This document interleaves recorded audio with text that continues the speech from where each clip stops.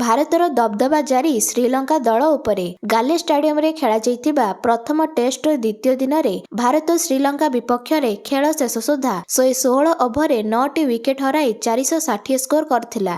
ବର୍ଷା ଏବଂ ଓଦା ଆଉଟଫିଲ୍ଡ ଯୋଗୁଁ ସ୍ଥାନୀୟ ସମୟ ଅନୁସାରେ ଅପରାହ୍ନ 2:35ରେ ଖେଳଟି ଆରମ୍ଭ ହୋଇଥିଲା, ଯାହାଫଳରେ ଖେଳକୁ 2ଟି ଅଧିବେଶନରେ ସୀମିତ ରଖାଯାଇଥିଲା, ଯେଉଁଠାରେ ଦେବଦୂତ ପାଡିକଲ ଚମତ୍କାର 167 ରନ୍ ଏବଂ ଧ୍ରୁବ ଜୁରେଲ ଅର୍ଦ୍ଧଶତକ ସଂଯୋଜନା କରିଥିଲେ। ପାଗ ଆହୁରି ବାଧା ସୃଷ୍ଟି କରିପାରେ ବୋଲି ଏହା ଜାଣି ଭାରତ ପ୍ରଥମ ଦିନ ସ୍କୋର 288 ରନ୍ରୁ ଆକ୍ରମଣାତ୍ମକ ଭାବରେ ଖେଳିଥିଲା। ତେବେ ଭାରତ ବନାମ ଶ୍ରୀଲଙ୍କା ଦ୍ୱିତୀୟ ଦିନର ସମ୍ପୂର୍ଣ୍ଣ ଖେଳ ବିଷୟରେ ଜାଣିବା ପୂର୍ବରୁ ଭିଡିଓଟିକୁ ଗୋଟେ ଲାଇକ୍ ଏବଂ ଚ୍ୟାନେଲକୁ ସବସ୍କ୍ରାଇବ କରିଦେବେ। ତେବେ ଗାଲେରେ ଭାରତ ଏବଂ ଶ୍ରୀଲଙ୍କା ମଧ୍ୟରେ ଖେଳାଯାଇଥିବା ପ୍ରଥମ ଟେଷ୍ଟର ଦ୍ୱିତୀୟ ଦିନରେ ପ୍ରବଳ ବର୍ଷା ଯୋଗୁଁ ବାଧା ସୃଷ୍ଟି ହୋଇଥିଲା ଏବଂ ଖେଳଟି ବିଳମ୍ବରେ ଆରମ୍ଭ ହୋଇଥିଲା। ପାଡିକଲ ଏବଂ ରିଷଭ ପନ୍ତ କ୍ରିଜରେ ଥିବାବେଳେ ପ୍ରଥମ ଦିନର ସ୍କୋର 2ଟି ୱିକେଟରେ 288 ରନ୍ରୁ ଭାରତ ବ୍ୟାଟିଂ ଆରମ୍ଭ କରିଥିଲା। ପାଡିକଲ 150 ରନ୍ ଅତିକ୍ରମ କରିବା ସହ ମ୍ୟାଚରେ ପୁରା ସେଟ୍ ଥିଲେ ଏବଂ ପ୍ରଥମ ଦିନର 132 ସ୍କୋରକୁ ଆଗକୁ ନେଇଥିଲେ।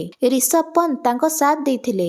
ଉଭୟଙ୍କ ମଧ୍ୟରେ 70ରୁ ଅଧିକ ରନ୍ର ଭାଗିଦାରୀ ହୋଇଥିଲା। ପରେ ରିଷଭ ପନ୍ତ 39 ରନ୍ରେ ଆଉଟ୍ ହୋଇଗଲେ। ତେବେ ପ୍ରଥମ ଦିନର କ୍ରାମ୍ପ କାରଣରୁ 77 ରନ୍ କରି ରିଟାୟାର୍ଡ ହେବା ପରେ ଦ୍ୱିତୀୟ ଦିନରେ କେଏଲ ରାହୁଲ କ୍ରିଜକୁ ଫେରିଥିଲେ, କିନ୍ତୁ ସେ ମାତ୍ର 5 ରନ୍ ହିଁ ଯୋଡ଼ିଥିଲେ ଏବଂ 175 ବଲ୍ରୁ 82 ରନ୍ କରି କେଶରାନ ୱାନ୍ଥାଙ୍କ ଦ୍ୱାରା ଆଉଟ୍ ହୋଇଥିଲେ, ଯାହାଫଳରେ ସେ ଏକ ଶାନଦାର ଶତକରୁ ବଞ୍ଚିତ ହୋଇଥିଲେ। କେଏଲ ରାହୁଲ ଏବଂ ରିଷଭ ପନ୍ତ ଶୀଘ୍ର ଆଉଟ୍ ହେବା ପରେ ଦେବଦୂତ ପାଡିକଲ ତାଙ୍କର ଚମତ୍କାର ଇନିଂସ ଜାରି ରଖିଥିଲେ। ଶେଷରେ ପ୍ରଭତ ଜୟସ୍ୱାରିଆଙ୍କ ବଲରେ ଷ୍ଟମ୍ପ ଆଉଟ୍ ହେବା ପୂର୍ବରୁ ଏକ ଚମତ୍କାର 167 ରନ୍ କରିଥିଲେ। ତେବେ ଭାରତ ଚା ବିରତି ସୁଦ୍ଧା 360 ରନ୍ ଅତିକ୍ରମ କରି ଏକ ଦୃଢ଼ ସ୍ଥିତିରେ ପହଞ୍ଚିଥିଲା। ପ୍ରମୁଖ ଖେଳାଳିଙ୍କ ଆଉଟ୍ ହେବା ପରେ ଧ୍ରୁବ ଜୁରେଲ ଏବଂ ରବୀନ୍ଦ୍ର ଜାଡେଜା କ୍ରିଜରେ ଯୋଡ଼ି ହୋଇଥିଲେ। ସେସନର ଶେଷ ଭାଗରେ ଜୁରେଲ ଇନିଂସକୁ ସ୍ଥିର ରଖିଥିଲେ ଏବଂ 68 ବଲ୍ରେ 51 ରନ୍ ଯୋଡ଼ିଥିଲେ, ଯେତେବେଳେ କି ଜାଡେଜା 13 ରନ୍ ବନାଇ ପେଭିଲିୟନ ଫେରିଥିଲେ। ଶେଷ ଭାଗରେ ମାନବ ସୁତାର ଏକୁଟିଆ ବ୍ୟାଟର ଥିଲେ,